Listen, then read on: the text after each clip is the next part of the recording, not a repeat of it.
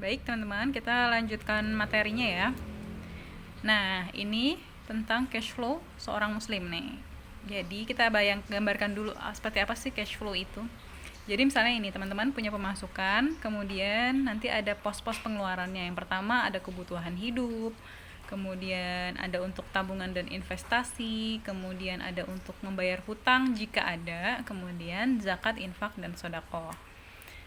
Nah, kemudian seperti apa sih alur cash flow itu kita lihat. Ketika ada pemasukan, ketika teman-teman langsung habiskan untuk kebutuhan hidup nih, nah otomatis ada kemungkinan tabungan, hutang, dan zakat infak sedekahnya tidak terbayarkan dan seterusnya. Nah, teman-teman bisa lihat sendiri ya nanti di sini. Kemudian, nah seperti apa sih cash flow-nya seorang muslim gitu kan? Maka kita lihat ketika ada pemasukan, kita filter dulu. Pemasukan kita itu halal atau tidak, thayyib atau tidak. Gitu kan? Halal itu halal, thayyib itu baik.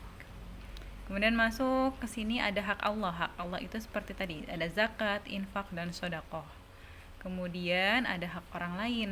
Di antaranya kalau kita ada hutang sama orang lain, nah itu wajib kita tunaikan. Kemudian ada hak sendiri di masa depan.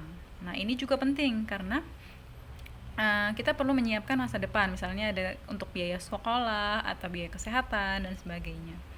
Kemudian ada juga hak diri sendiri ini untuk masa saat ini, misalnya kebutuhan sehari-hari teman-teman. Nah, itu yang termasuk dalam konsumsi teman-teman.